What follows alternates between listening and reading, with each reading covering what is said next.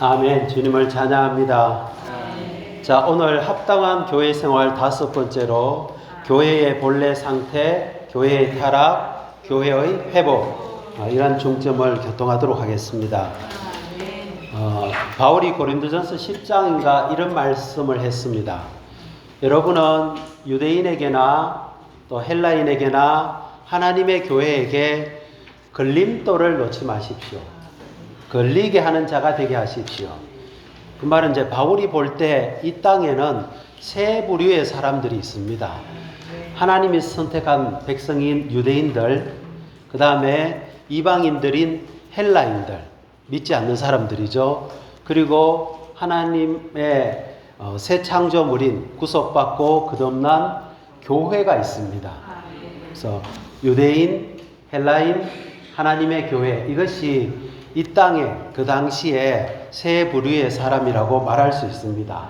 그래서 오늘날 우리가 이 땅에서 보는 것도 마찬가지입니다. 이스라엘 하나님이 택한 백성들이죠. 그리고 대부분은 믿지 않는 사람들이고 뭐 한 20% 30% 될까요? 이 땅에 교회라는 존재가 또 있습니다. 근데 우리가 보는 이 교회가 정상적이지 않습니다. 이 교회의 상태가 그다지 올바르지 않습니다. 형제 자매님들, 참 이걸 어떻게 교통해야 될지 모르겠지만, 우리가 사람들에게, 믿지 않는 사람들에게 당신은 죄인입니다, 예수를 믿고 구원받고 거듭나야 됩니다 라고 말하는 것을 담대하게 말해야 됩니다. 우리 안에 그런 담대함이 반드시 있어야 됩니다. 왜냐하면 그들은 믿지 않으면 멸망하기 때문입니다. 모든 사람은 반드시 거듭나야 됩니다. 선하든 악하든 훌륭하든 뭐 그렇지 못하든 모든 사람은 반드시 예수 그리스도의 피로 죄사함을 받아야 되고 하나님의 생명으로 거듭나야 됩니다. 그래서 우리가 복음을 전하는 거잖아요. 두 번째로 우리는 모든 믿는 이들에게, 모든 종류의 기독교인들에게 당신이 있는 그 교회의 상태는 비정상적입니다. 천주교를 포함해서 개신교 안에 있는 장로교든 침례교든 성결교든 감리교든 어떤 종파의 사람들에게도 당신의 상태는 합당하지 않고 하나님이 원래 원하셨던 교회의 상태가 아닙니다. 잘못되었습니다. 비정상적입니다. 당신은 반드시 하나님이 원래 원하셨던 교회의 상태로 돌아와야 됩니다 라고 우리는 그들에게 말할 수 있는 담대함이 있어야 됩니다. 그들을 비난하려고 하는 것도 아니고 비판하려고 하는 것도 아닙니다. 합당하고 참된 것을 우리가 말해야 될 필요가 있습니다. 그래서 이 주제는 굉장히 좀 무겁습니다. 그래서 개요도 꽤 긴데 3페이지나 되는데 이걸 일일이 하나씩 다 설명할 수는 없습니다. 그러나 쭉 읽어 내려가겠습니다. 이 개요가 아주 분명하고 우리에게 밝은 빛을 줄 것입니다. 형제 자매님들 보십시오. 아브라함이 하나님의 부르심 받아서 가나안 땅에 왔습니다. 그런데 그가 약해짐으로 어딘가로 내려갔죠. 어디로 내려갔습니까? 이집트로 내려갔습니다. 그러나 다시 그가 이집트에서 가나안 땅으로 돌아왔고, 돌아온 즉시 그가 했던 것이 뭡니까? 제단을 쌓았습니다. 그가 원래의 위치로 회복되었죠. 이스라엘 백성들이 이 가나안 땅에 살다가 이집트로 다 내려갔습니다. 400년 생활하다가 다시 모세에 의해서 다시 그들은 또 여호수아에 의해서 가나안 땅으로 돌아갔습니다. 이게 뭡니까? 원래 상태로 돌아가는 겁니다. 회복이죠. 이스라엘 왕국이 하나님 앞에 범죄했고 북이스라엘은 아시리아 제국에 의해서 멸망당했습니다. 그리고 남유다 왕국은 바벨론 제국에 의해서 또 멸망당했습니다. 그리고 그들은 포로로 사로잡혔고 심지어 성전은 파괴되었고 성전 안에 있는 수많은 하나님을 경배하기 위해서 사용되었던 그릇들은, 기구들은 다 사로잡혀서 그 우상의 땅 바벨론으로 사로잡혀 갔습니다. 사람은 갔고 기물도 뺏겼고 성전은 파괴되었습니다. 그러다가 70년 후에 그들은 다시 돌아와서 성전을 회복했습니다. 사람만 온 게 아니죠. 그 성전 안에 사용되었던 그 금그릇, 은그릇들 이런 것들도 다 가지고 돌아왔습니다. 이게 회복의 역사입니다. 그래서 에스라, 느헤미야 때 그들은 성전을 재건하고 성을 재건했습니다. 형제 자매님들, 우리가 이렇게 한번 생각해 봅시다. 제 몸이 20대, 30대는 건강했습니다. 그런데 관리를 잘못해가지고 잘못된 음식, 식습관, 생활 방식에 의해서 몸이 정말 완전히 망가졌습니다. 근데 다행히 음식과 의료의 도움으로 제 몸이 회복되어서 건강하게 되었을 때 이전에 병이 없었던 몸이 소중합니까? 회복된 내 몸이 더 소중합니까? 그렇죠. 회복된 내 몸이 더 소중한 겁니다. 교회의 역사가, 교회 역사하기 전에 우리 하나님의 역사를 한번 생각해 봅시다. 이번 주 말씀도 인간 역사 속에서 신성한 역사를 말하는데 하나님이 많은 시간 동안 사람 창조하시고 사람들과 관계를 맺으시다가 드디어 한 분 예수 그리스도 안에 오셨습니다. 예수 그리스도는 하나님이자 사람이시잖아요. 그분이 이 땅에서 33년 반의 인간 생활을 사셨습니다. 그리고 십자가에서 죽으셨죠. 3일 만에 부활하시고 생명 주시는 영이 되셨습니다. 그리고 그분은 그 영으로서 이 땅에 수많은 믿는 이들 안으로 쏟아 부어 주셨고 그들과 연합되어서 뭐가 산출되었습니까? 교회가 산출되었습니다. 교회는 단순히 사람의 무리만이 아니고 이것은 하나님과 사람의 연합입니다. 단체적인 그리스도라고 말할 수 있습니다. 이 교회는 그리스도의 몸입니다. 조직도 아니고 단순히 사람의 모임도 아니고 이것은 유기체입니다. 과정을 거치시고 완결되신 삼일 하나님의 유기체입니다. 이것은 생명에 속한 것이죠. 이 교회의 역사가 2000년을 지나오면서 잘 지나온 것이 아니고요. 시기마다 많은 어려움을 겪었고 지금 우리 눈에 21세기 우리가 보는 이 교회라는 이름을 가진 수많은 형태가 있습니다. 크게는 서방의 로마 가톨릭이 있죠. 우리 지금 계시록 17장 18장에서 얼마나 많이 했습니까? 로마 가톨릭 본부는 그 바티칸 로마입니다. 이탈리아의 로마에 있죠. 그 다음에 또 이 로마 가톨릭과 결별하고 11세기에 교회가 대분열이 일어났습니다. 필요교회 논쟁이라 그래서 성령을 보내는데 이 성령이 아버지께로부터 왔다. 또 어떤 사람들은 이 성령은 아버지께로부터 왔을 뿐만 아니라 그리스도로께로부터 그리스도와 함께 왔다. 필리오케 누구누구와 함께. 이런 논쟁 때문에 교회가 대분열이 일어났습니다. 그래서 서쪽은 서방 로마 가톨릭이 생기게 되었고 동쪽은 정교회가 생겼습니다. 그래서 뭐 그리스도 정교회, 러시아 정교회, 정교회가 있죠. 그런 다음에 16세기에 마르틴 루터가 종교개혁을 일으켰습니다. 물론 그 전에 100년 전에 먼저 종교개혁의 선구자들이 있었습니다. 영국의 존 위클리프 같은 사람, 그 다음에 체코의 얀 후스 같은 사람들이 로마 가톨릭에 대해서 개혁을 시도했습니다. 성경을 영국어로 체코어로 번역했는데 많은 고난을 당했습니다. 후스는 화형당했습니다. 위클리프는 다행히 죽지는 않았는데 나중에 로마 가톨릭이 이 사람의 시신을 꺼내가지고 불태워가지고 가루로 만들어가지고 그 섬기지 사람들이 그걸 따르지 못하도록 그렇게 해버렸습니다. 그러다가 16세기에 마르틴 루터가 종교개혁을 일으켰죠. 그죠? 두 가지를 천명했습니다. 뭡니까? 오직 믿음으로, 오직 성경으로.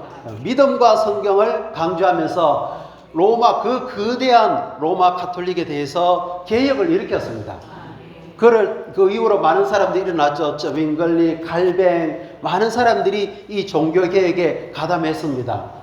그 로마 카톨릭의 잘못된 것들, 그 이교도적인 것들, 미신적인 것들, 비성경적인 것들, 많은 개혁을 일으켰는데 개혁의 결과 좋았는데, 한편으로는 좋았는데 불완전했습니다.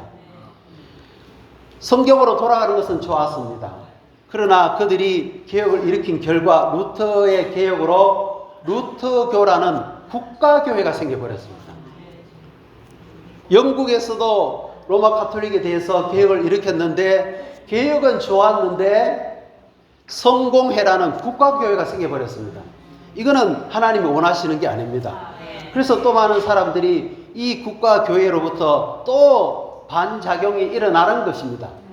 그래서 개혁을 일으켰죠. 그래서 뭐 장로교가 나오고 침례교가 나오고 요한 웨슬리와 같은 감리교도 나오게 되었습니다. 그러니까 오늘날 우리가 보는 이 기독교는 매우 복잡합니다. 가톨릭이 있고 정교회가 있고 그 다음에 사립교회들인 장로교, 감리교, 침례교, 성결교가 있고 그 다음에 또 미미하지만 주님은 하나의 회복의 노선을 이어왔습니다. 그리고 18세기에 그 독일이죠. 진젠도르프의 영지에서 박해를 피해서 온 수많은 연합형제회의 그 후예들이 와서 모라비아 교회를 실행했습니다. 그 실행은 너무너무나 놀라웠습니다. 그러다가 18세기에 또 100년이 지났습니다.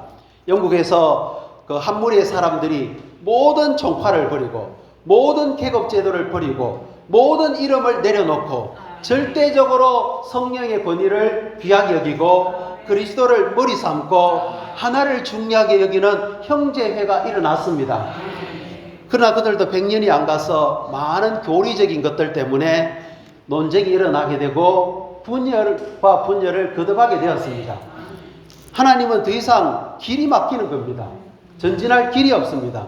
그래서 주님은 20세기 초에 또 100년이 지났습니다. 중국에서 주님은 새로운 그분의 일을 시작하셨습니다. 그것이 바로 주님의 회복입니다. 그렇지만 이 형제님을 통하여서 하나님의 경륜의 중심과 우주성이신 그리스도를 회복했습니다. 그리고 한 지방의 한 교회라는 이 진리를 회복했습니다. 모든 믿는 이들은 더 이상 여기는 계급제도가 있어서는 아니고 우리 모두가 다 몸의 지체이고 형제이고 모두가 다 왕들인 제사장으로서 함께 섬기는 이 제사장 체계의 진리를 회복했습니다.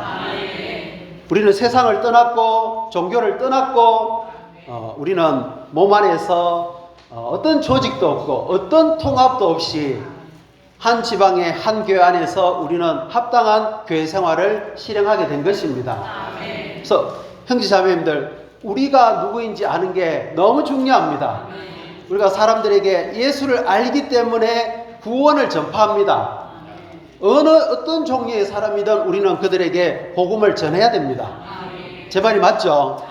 그럴 뿐만 아니라 우리는 교회가 어떻게 시작되었고 어떤 과정을 거치면서 하락하게 되었고 하나님이 어떻게 이 교회를 회복하게 되었는지를 알고 있습니다. 우린 또 뭘 전파해야 됩니까? 참된 교회 생활을 전파해야 됩니다. 우리가 만나는 수많은 사람들, 이 대한민국의 천주교는 한 11%, 기독교는 개신교는 한 15% 그 정도 되겠죠. 다 합쳐봤자 30%가 안 됩니다. 나머지 70%는 구원받아야 될 사람들이고 나머지 30%는 종파 안에, 종교 안에 살고 있는 그리스도인들입니다. 그들에게 우리가 이 교회 생활을, 교회를 복음으로 전해야 됩니다. 이게 누가 해야 됩니까? 우리의 위임입니다. 그래서 이 메시지, 교회의 본래 상태, 교회의 타락, 교회 회복은 너무너무나 중요합니다. 바울이 에베소서 3장 8절부터 11절에 이렇게 말합니다. 모든 성도들보다 더 작은 모든 성도들 가운데 작은 사람보다 더 작은 나에게 이 은혜를 주신 것은 아멘. 청량할 수 없는 그리스도의 풍성을 복음으로 전하게 하시고 첫 번째입니다. 형제자매님들, 우리 포항교회에서 누가 제일 작습니까? 잘 모르겠네요. 그 작은 그 지체보다 더 작은 바울에게 하나님이 은혜를 주셨습니다.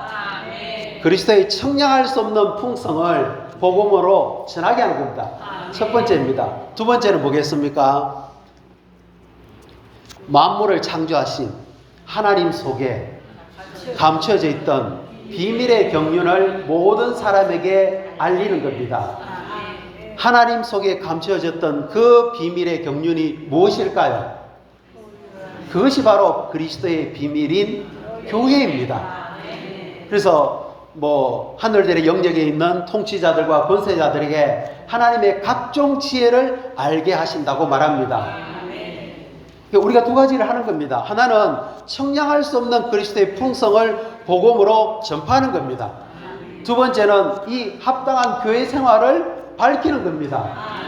그렇게 함으로써 하나님의 영원한 의도, 하나님의 목표인 교회를 회복하는 겁니다.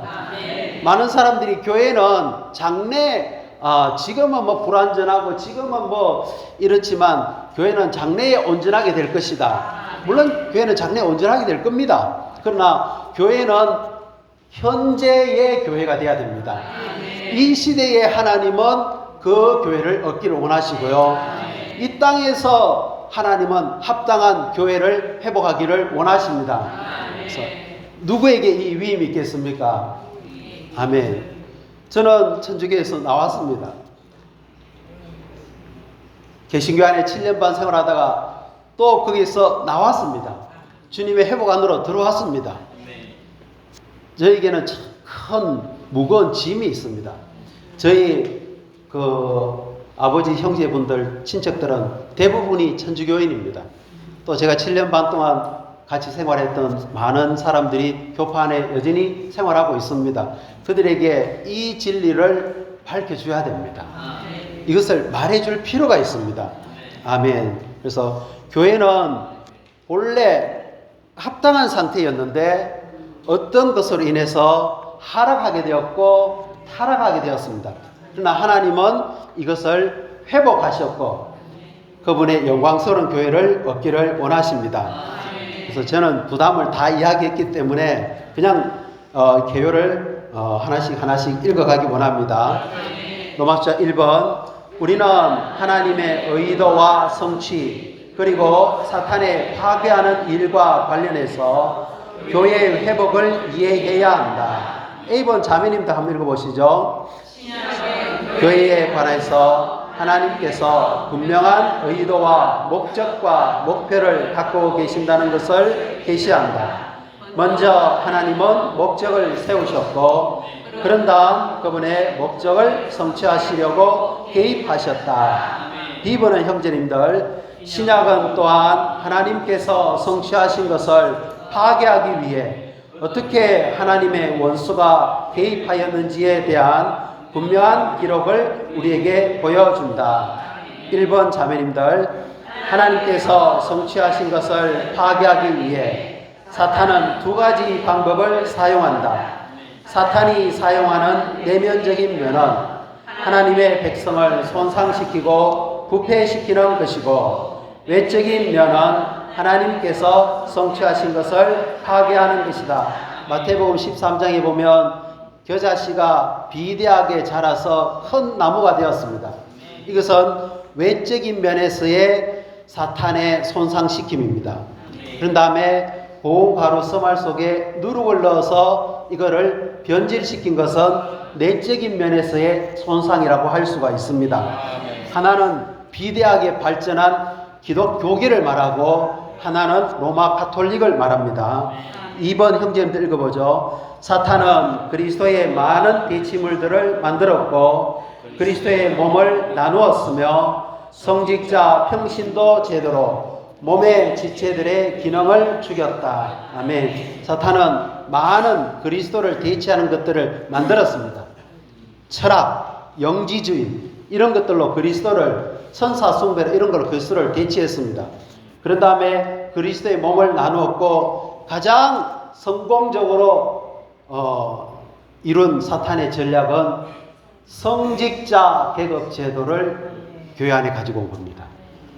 이것은 몸을 산산조각나게 하고 몸을 완전히 무력화시키는 겁니다. 가톨릭도 그렇고 개신교도 그렇고 성직자 계급 제도가 없는 데가 없습니다. 아멘. 형제 자매님들, 주의 회복 안에서 우리가 성직자 계급 제도가 없다라고 말할 수 없습니다. 우리가 기능을 발휘하지 않잖아요. 영을 사용하지 않잖아요. 우리는 성직자 계급 제도를 우리 스스로 만들고 있는 겁니다. 아멘. 10번 같이 읽어보죠. 하나님께서 자신이 성취하신 것을 다시 하시는 것이 그분의 회복이다. 이것은 사탄에 의해 상실되고 파괴된 모든 것을 되돌리고 하나님의 영원한 목적과 본래의 의도에 따라 교회를 회복하는 것이다.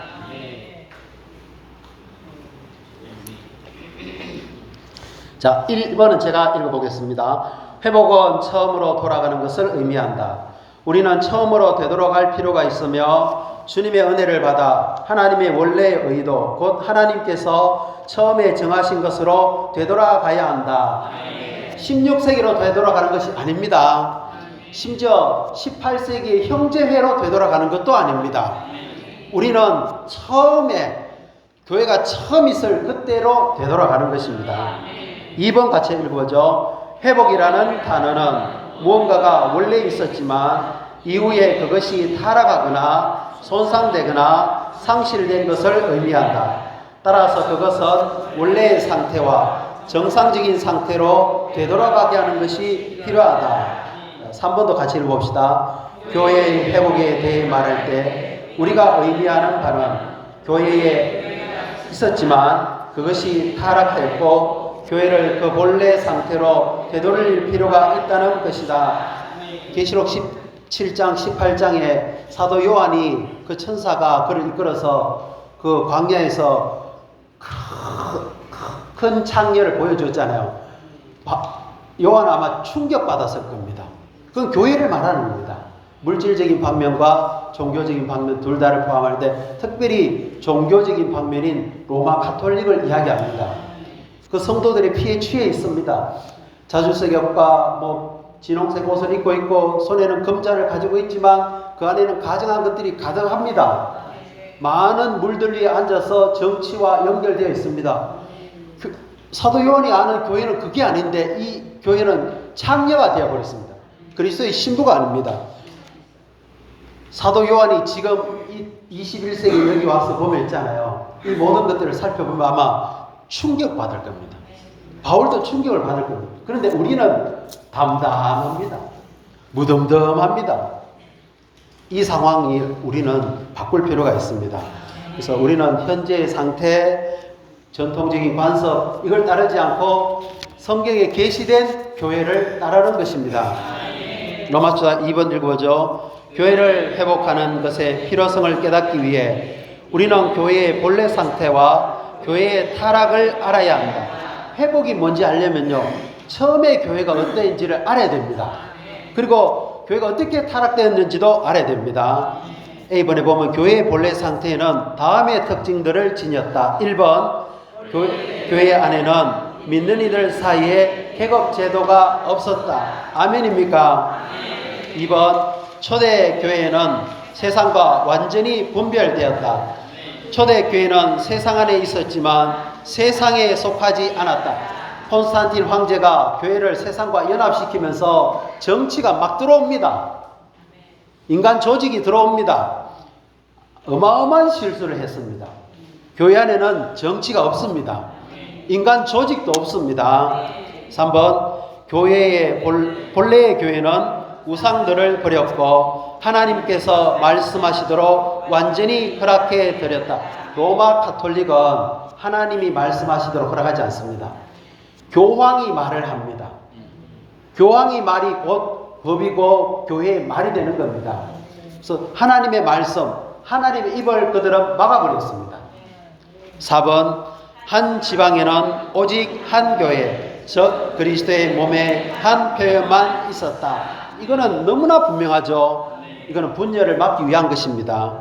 자, 5번입니다. 교회들은 교통 안에서 하나였지만 각지의 교회는 행정에 있어서 독립적이었으며 우두머리 교회나 연맹이 없었다. 대구 경북에 있는 교회에서 가장 우두머리 교회는 어느 교회입니까? 포항교회입니까? 대구교회입니까? 우리가 인수가 많다고 우리가 우두머리 교회가 아닙니다. 절대로 그런 일이 일어나서는 안 됩니다. 아멘. 교통은 하나지만 행정에 있어서는 각각 독립적이고 각각 주님께 묻는 것입니다. 연맹도 없습니다. 우리 교회 적으니까 우리 서로 연맹해서 하나의 교회를 만들자 이런 것도 없습니다. 6번입니다. 교회들은 머리이신 그리스도를 존중했으며 성령께서 권위를 가지시도록 허락해 드렸다. 아멘. 교회의 가장 큰 주된 특징은요, 머리이신 그리스도를 존중하는 겁니다. 성령께서 권위를 가지시도록 허락해 드리는 겁니다. 요즘 사도행전 하잖아요. 사도행전 읽어보십시오. 사도들이 막 회의해가지고 뭐 결정하는 걸 결정해서 어떤 움직임을 가집니까? 아닙니다. 베드로에게 복음 전하게 할 때 누가 가라고 합니까? 성령이 가라고 합니다. 바울이 어떤 일을 움직임을 갈 때 누가 말합니까? 예수님의 영께서, 성령께서, 그리스도께서. 이게 교회의 본래 상태입니다. 이거 안 되니까 성령이 말하지 않으니까 마치 구약에 사울 왕이 사무엘이 와서 뭘 말해줘야 되는데 못 기다리지 못합니다. 원수는 막 쳐들어오고 있습니다. 그러니까 어떻게 합니까? 자기가 들어가가지고 하는 거죠. 그렇게 끝나는 겁니다. 성령이 말씀하도록 우리 허락해 드릴 필요가 있습니다. 아멘. B번입니다. 교회의 타락은 계급제도, 세상과의 연합, 우상들, 분열, 하나님께서 말씀하시도록 허락해 드리지 않음, 통합을 위한 조직을 가진 그리스도의 머리의 지위를 강탈하고 성령의 권위를 침해함 등과 관계에 있다. 대부분의 교회 안에서 이것들이 다 있습니다. 아마 천주교 안에는 이게 거의 100% 다 있습니다. 1번, 유감스럽게도 교회의 본래의 상황은 오래가지 못했다. 얼마 후에 교회는 점차 타락하게 되었고 원래의 상태를 잃어버렸다. 2번, 오늘날 교회의 모든 특징은 완전히 훼손되었다. 본래의 특징은 아무것도 남지 않았다. 안에서부터 밖에까지, 원칙부터 본성까지, 내적인 실제부터 외적인 모양까지, 정거부터 턱까지 교회의 모든 것이 훼손되었다. 아멘. 형제자매님들 졸리시죠? 딱 졸리는 시간입니다. 아멘. 자, 로마 숫자 3번이 남았는데 그래도 읽겠습니다. 3번, 교회의 회복은 점진적이고 꾸준히 진행되어 왔다. 아멘. 한편으로는 저는 루터를 동정합니다. 왜냐하면 그 시대에 그만한 회복을 한 것도 대단한 겁니다. 루터가 그 거대한 천주교에 대항해서 회복을 한 것은 대단한 일입니다. 그러나 그의 약함은 이 회복이 전적으로 하나님을 신뢰해서 한 게 아니고요, 많은 국가 권력 정치자들의 힘을 빌어서 했기 때문에 완전하지 못했습니다. 그래서 국가교회가 나와버리는 겁니다. 자, A번, 1세기가 끝나갈 무렵에 주님의 회복이 시작되었고 매 세기마다 회복이 계속 이어져 왔다. 아멘. 디모데후서 2장 19절부터 26절에 보면 하나님의 견고한 기초는 이미 서 있습니다. 거기에 이러한 말씀의 도장이 빵 찍혀 있습니다. 그게 뭐냐면 주님은 자기를 자기에게 속한 사람을 압니다. 그리고 주님의 이름을 부르는 사람은 불의에서 떠나십시오. 회복이 뭔지 아십니까? 큰 집에는 금그릇과 은그릇, 나무와 또 천한 그릇들이 있는데 이런 것에서 자기를 깨끗게 하면은 하나님이 그를 유용하게 쓰실 것입니다. 모든 불의에서 나오는 역사가 주님의 회복이었습니다. 아멘. 그래서 형제자매님들 시간 나시면 우리 곽영재님이 수년 동안 교통했던 그 하나님 정하신 길 그 상록수 집회 교회사를 다시 한번 보십시오. 교회사를 모르면 우리는 성경을 반쪽만 아는 겁니다. 교회사를 알 때 하나님의 갈망을 진짜 만지게 됩니다. 우츠만니 형제님도 그랬고 위트니스리 형제님도 그랬고 위대한 성경 교사들이 성경과 함께 우리는 반드시 교회사를 알아야 된다고 했습니다. 교회사를 알 때 우리가 회복을 알게 됩니다. 자, B번 16세기에 마르틴 루터가 일어나 종교개혁을 시작했고 봉인된 성경이 열렸다. 루터는 성경에 근거하여 믿음으로 의롭게 됨을 회복했지만 합당한 교회 생활은 회복되지 않았다. 1, 2, 3. 개신교 교회들은 세상과 분별되지 않았으며 중간계급을 없애지 않았다. 개신교 교회들 가운데에는 더 많은 분열들이 있었으며 다양한 교파들이 통합을 위한 조직을 버리지 않았다. 3번. 교파들은 그리스도께 절대적인 가지시도록 허락해 드리지 않았고 성령께서 절대적인 권위를 가지시도록 허락해 드리지 않았다. 아멘. 그래서 18세기에 모라비안 형제회가 일어난 겁니다. 10번. 18세기에 친첸도르프가 주님에 의해 일으켜져서 모라비안 형제들을 인도하여 교회 생활을 회복하였다. 그들은 세상과 분별되었고 계급의 차이를 없앴으며 교통과 조율을 강조했고 하나를 지키기를 힘썼으며 통합을 위한 공식적인 조직을 제거했고 그리스도께서 머리가 되시고 성령께서 그들 가운데서 다스리시도록 허락해 드렸다. 위대한 회복입니다. 아멘. D번 19세기에 주님은 형국에서 한 무리의 형제들을 일으키셨는데 이들은 교회 생활의 회복에 있어서 더욱 전진하였다. 1, 2, 3, 4. 형제회의 손에서 성경은 참으로 열린 책, 빛을 발하는 책이었다. 왜냐하면 그들은 주님의 말씀에 절대적으로 순종했기 때문이다. 많은 중요한 진리들이 그들을 통해 해방되었다. 다비, 펜버, 고벳, 이런 위대한 성경 교사들을 통해서 수많은 진리가 열렸습니다. 지금 모든 신학생들이 배우는 거의 대부분이 이 시대 때 이들에 의해서 열린 진리들을 배우고 있는 겁니다. 아멘.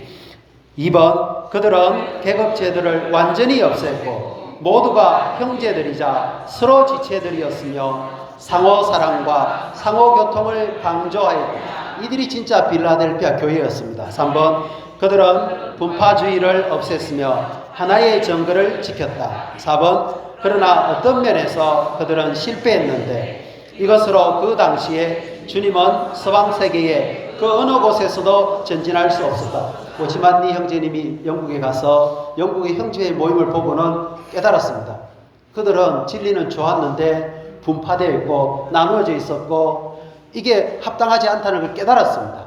그래서 형제님을 통해서 주님은 새로운 움직임을 가졌습니다. 그게 2번 1, 2, 3, 4입니다. 읽어보죠. 우리는 동아시아에서 이루어진 교회의 회복에 관한 중요한 요점들을 보아야 한다. 1번 1933년과 1934년에 우리는 한 가지 중대한 문제를 분명히 보았는데 그것은 교회가 한 지방을 그 경계로 취한다는 원칙이었다. 이것은 분열과 혼돈을 막고 한 지방을 넘어서는 연합도 막는다. 한 지방의 한 교회 이 진리의 회복이 얼마나 위대한 줄 아십니까? 이건 너무너무나 위대한 회복입니다. 2번, 우리는 교회의 행정은 지방적이고 교회의 교통은 우주적이라는 원칙을 지켰다. 교회의 행정은 지방의 범위를 벗어날 수 없다.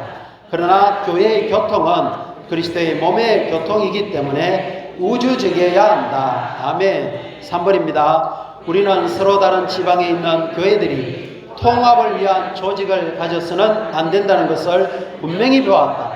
왜냐하면 모든 교회들은 직접 그리스도의 다스림 아래 있어야 하며 직접 성령의 권위에 순종해야 하기 때문이다. 통합을 위한 조직을 만들잖아요. 그 조직 통합체가 뭘 결정합니다. 이것은 좋을 수도 있지만 아닐 수도 있어요. 그럼 그리스도의 머리 되심을 무시합니다. 성령의 권위를 찬탈합니다.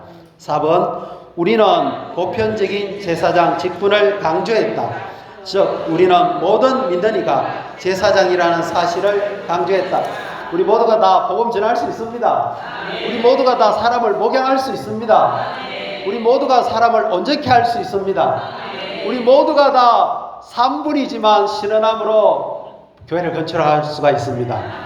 5번, 6번 우리는 또한 봉사에서 몸의 동력을 강조했으며 모든 성도들에게 동력 안에서 함께 봉사함으로써 몸의 원칙을 지킬 것을 권유했다.